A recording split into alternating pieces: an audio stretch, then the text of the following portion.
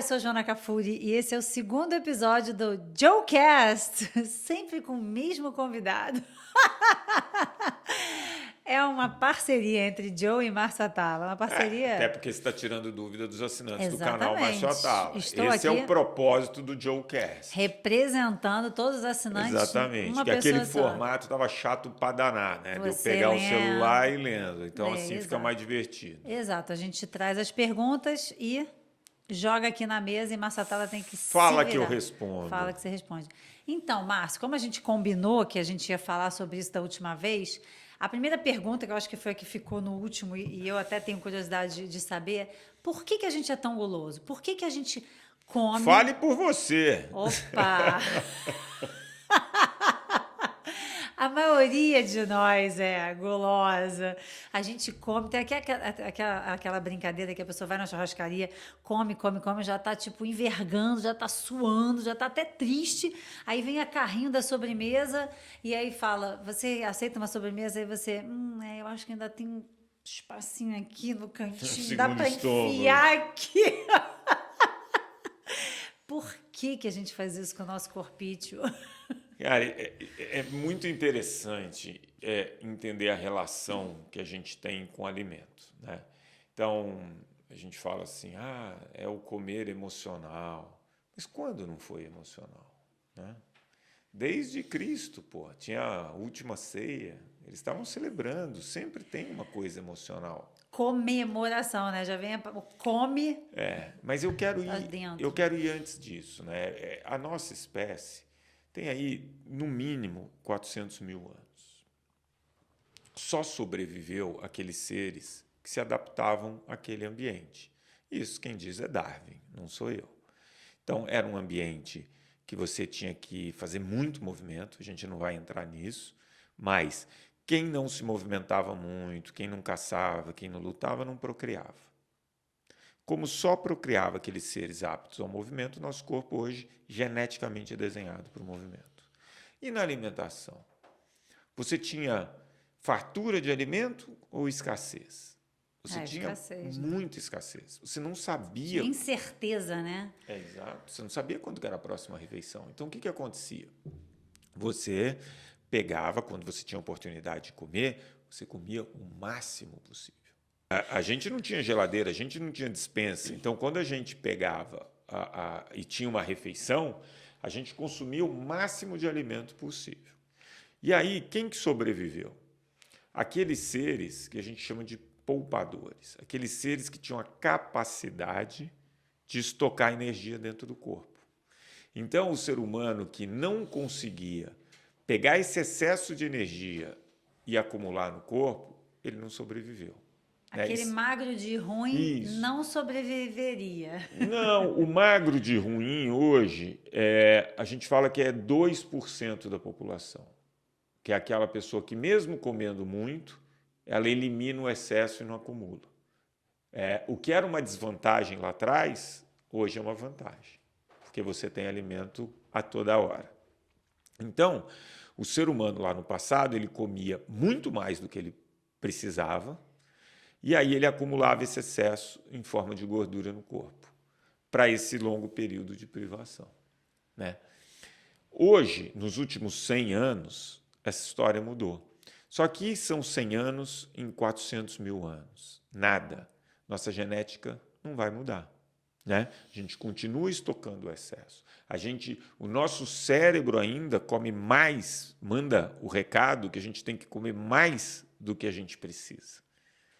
E aí é que é difícil, porque essa está sendo a primeira geração na história da humanidade que tem que ter a consciência na hora de comer.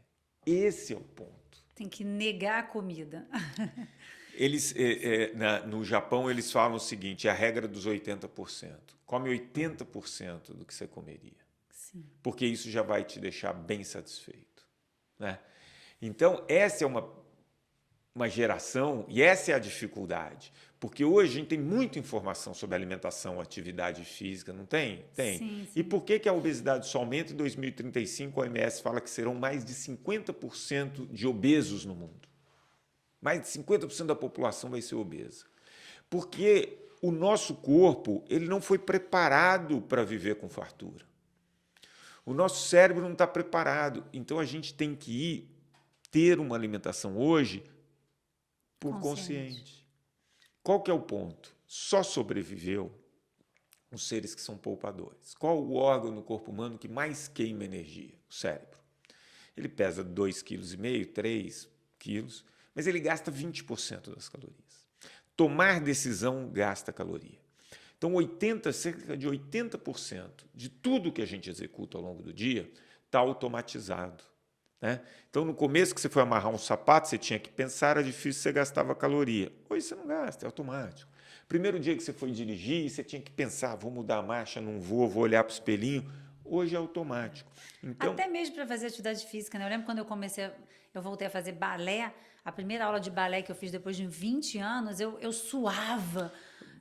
Depois de algumas aulas eu já estava fazendo... Por isso que as pessoas falam de você variar a atividade física, para dar esse choque ali no corpo. Mas o fato é, 80% de tudo que a gente faz ao longo do dia é automatizado. Né? 20% a gente joga no consciente. O comer sempre foi no automatizado. Não dá mais para ser. A atividade física era no automático. O que é isso? Eu tinha um meio ambiente sem celular, pouca tecnologia, pouca escada rolante, né? Poucos elevadores. As lojas eram de rua, não eram num shopping. Então, o meio ambiente fazia com que eu desse 10 mil passos, 12 mil passos. Hoje, não. Então, eu tenho que levar a atividade física para uma decisão consciente, criar um novo hábito. E na alimentação também. Por isso que é tão difícil. Porque você, agora, não pode mais se alimentar no automático. Você tem que prestar atenção e criar um padrão de alimentação. Ou seja, você fica numa briga eterna, porque ao mesmo tempo que seu Claro. cérebro te manda... Claro, no a lei do menor automático você vai esforço. comer, no automático você come mais do que você precisa. O resto é conversinha para boi dormir. Isso é genética.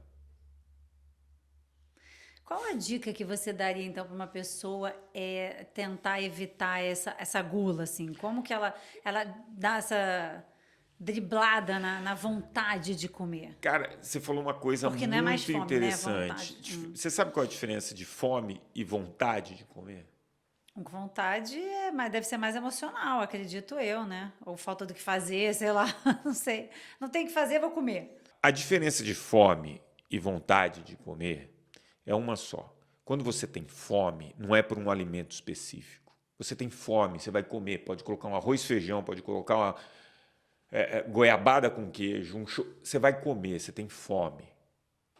Quando você chega e fala assim, vontade de tomar aquele leitinho, isso não é fome. Isso é interessante a gente distinguir.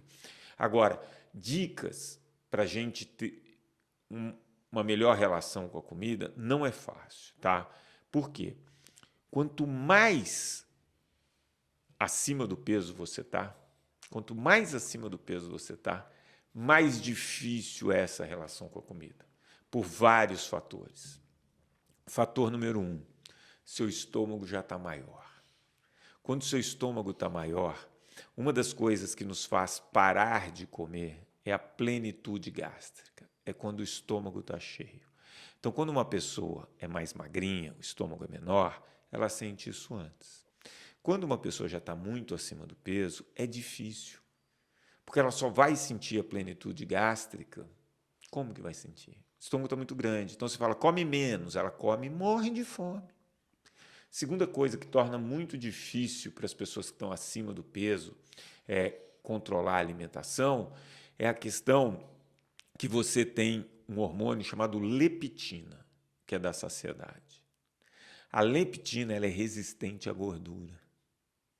Quanto mais gordura você tem, mais leptina você precisa produzir para sentir saciedade. E aí você demora muito para sentir saciedade ou não sente. Então, as pessoas que estão acima do peso, não é fácil emagrecer.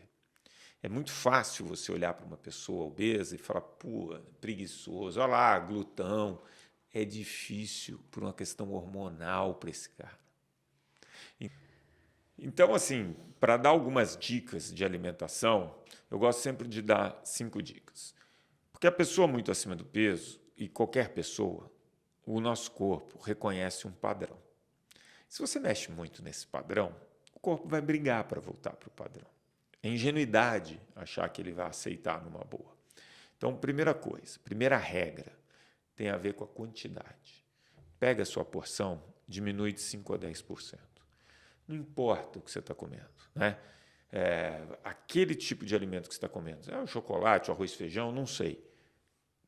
10% a menos o tamanho da porção.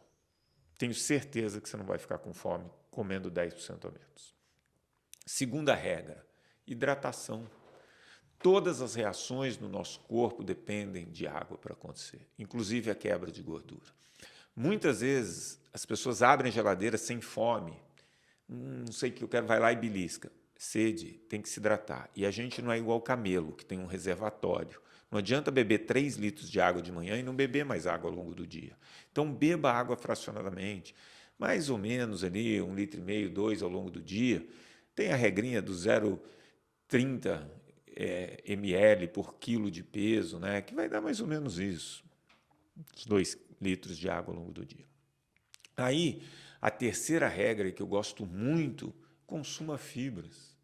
Consuma fibras. Quais são as fontes de fibras? Legumes, frutas, verduras, cereais integrais. Por que consumir fibras? Primeiro, porque tem uma quantidade de vitaminas e minerais muito interessantes. Depois, a fibra, ela te dá saciedade, ela te dá plenitude gástrica. Isso se você estiver hidratado. Então, quando você consome fibra e está bem hidratado, mais fácil você ter plenitude gástrica. Então, você tem um volume maior de comida com muito menos calorias. Você tem mais vitaminas e minerais. Ajuda no controle do colesterol, é bom para o coração, diminui a chance de você desenvolver diabetes, melhora o controle da glicemia. Você vai ter mais bactérias boas no seu intestino. Porque qual é o alimento das bactérias boas? Os alimentos prebióticos, que são as fibras. Então, a terceira regra para qualquer um que queira ter uma boa alimentação, consuma fibras. Quarta regra, não exagere em sal e açúcar. Isso não significa que você tem que zerar açúcar ou que você tem que zerar sal. O sal, por exemplo, ele tem uma função no nosso corpo importante, por exemplo, para o funcionamento da tireoide.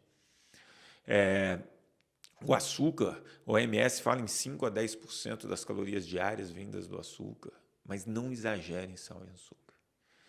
Quinta regra, se você exagerar em gordura, você vai ter uma dieta hipercalórica, porque 1 grama de carboidrato tem 4 calorias, 1 grama de proteína tem 4 calorias, mas 1 grama de gordura tem 9 calorias. Então, se você consumir muita gordura, obviamente sua dieta é hipercalórica. Com essas 5 regras, eu tenho certeza que todo mundo pode se alimentar bem. Muito assunto. Cada coisa que você me fala, eu penso numa nova pergunta para fazer. E tem que checar aqui que os assinantes estão perguntando. Os assinantes, exato. Além dos assinantes, tem a minha curiosidade também, né? Lógico. Posso não fazer minha listinha de perguntas? Deve. Então tá. Então acho que a gente tem um encontro em breve, né? O Joecast 3. Joecast 3, com novas perguntas. Então, você que está acompanhando a gente, se inscreve no canal, deixe seus comentários e ajudem a Joana. Mande as dúvidas para ela fazer aqui para mim. Fechado? Maravilha. Todo dia tem um vídeo bacana no canal do Márcio Atala. Até a próxima, então.